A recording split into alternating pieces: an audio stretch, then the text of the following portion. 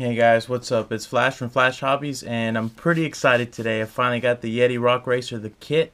Before I go ahead and do the unboxing, I just want to talk a little bit about what comes in the box. So to start off with the transmission, you have all metal gears, full ball bearing. The next thing on there is the WB8 wild bore drive shaft. Basically what they've described this as is you get a more durable plastic as far as the drive shaft goes, and you get a metal cap at the end for rigidity. And also included is the dual slipper clutch. This set actually comes with the Falcon licensed tires. It's a different compound than the Ready to Run, and also comes with different wheels. It comes with the Method 2.2 beadlock wheels, and from what I've seen, it doesn't look like it comes with the metal aluminum hub, which has been an issue in the past for the rears. There is a fix for that. Axial has replacements for it if they do strip. Here are the 2.2 Falcon tires. They look like they're going to be a pretty nice compound. They're going to be kind of soft, so they're going to be in between for crawling, dirt, desert kind of terrain. The next thing is your Icon aluminum shocks. These are upgraded from the RTR version, and there's their aluminum body. It looks like they have a plastic cap. I thought they were going to be aluminum capped as well, but that's no big deal. That can be a big quick change. So basically, the next thing that comes up is you have the waterproof receiver box. You have the standard sway bar.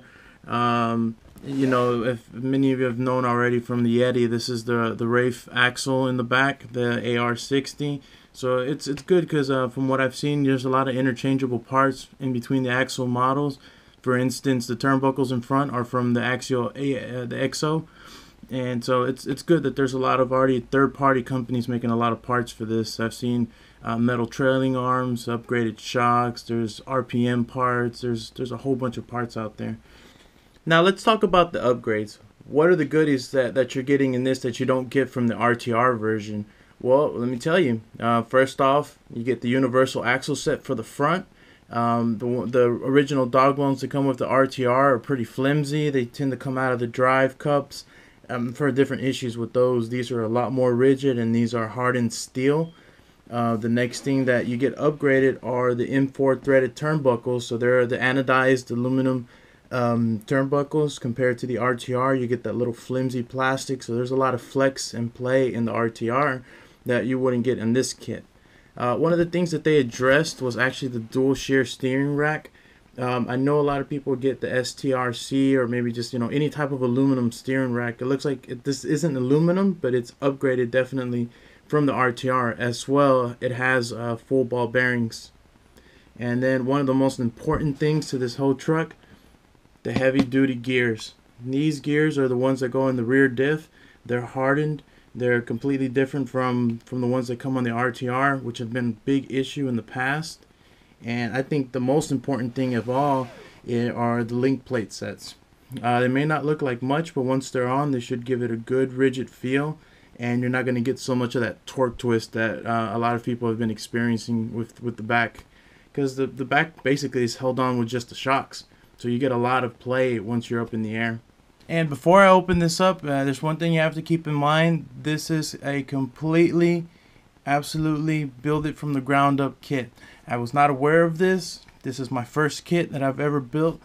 I don't know if it's ever going to be my last. I've built most of my RCs by taking off pieces and putting them back together, but never have built one from the ground up. So this will be a good perspective from my view once I finish the build and see what experiences I have, what difficulties I may have, and also just anything that I think might be beneficial to anyone who wants to get the kit.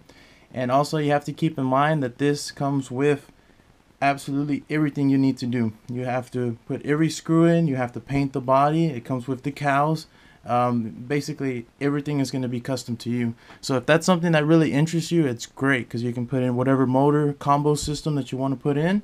Also, the paint, you can paint it however you like, and it's great that you get some of these upgrades already, which you might spend another $150 to $200 just to get these same upgrades that come with it.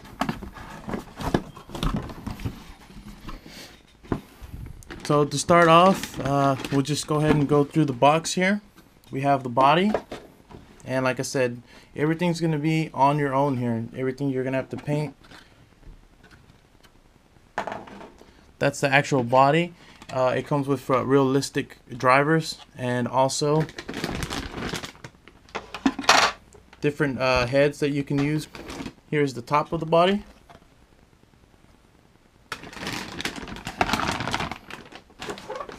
And it looks like we have several bags. Now, I was not aware that these tires were going to be that big, but they feel really, really good.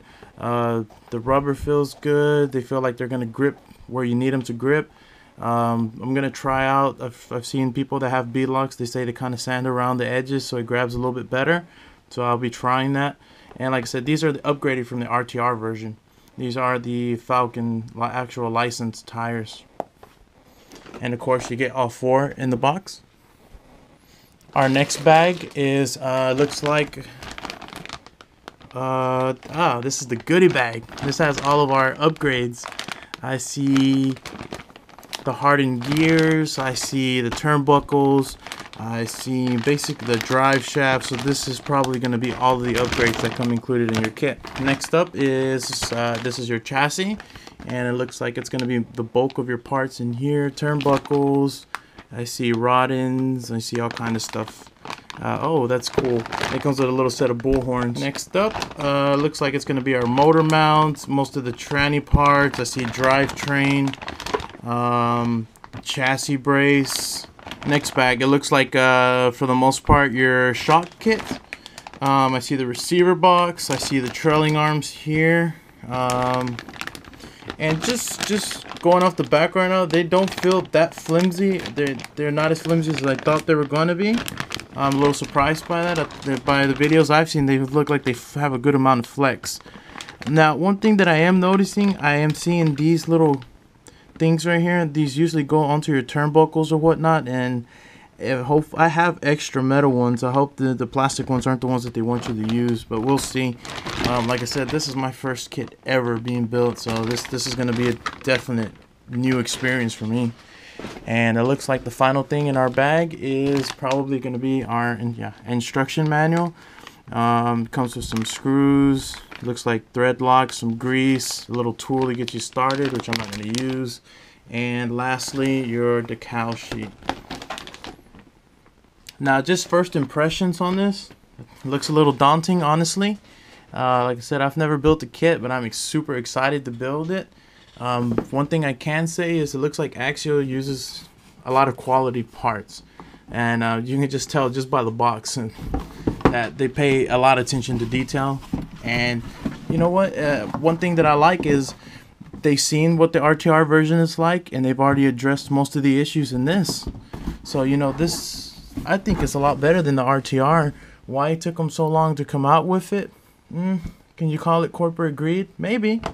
You know, maybe they brought out the RTR a little rushed. They knew there was going to be some problems and people would still buy it. I mean, I thought about buying it, but instead I waited for the kit, and it looks like I'm glad I did. Unfortunately, I'm not going to do a build video. I'm just going to do another video once it's completely built. And as far as for motor combo systems, right now I'm just going to run a 19-turn brushed motor on it for now with a waterproof ESC. And we'll see what else I can throw into it later on.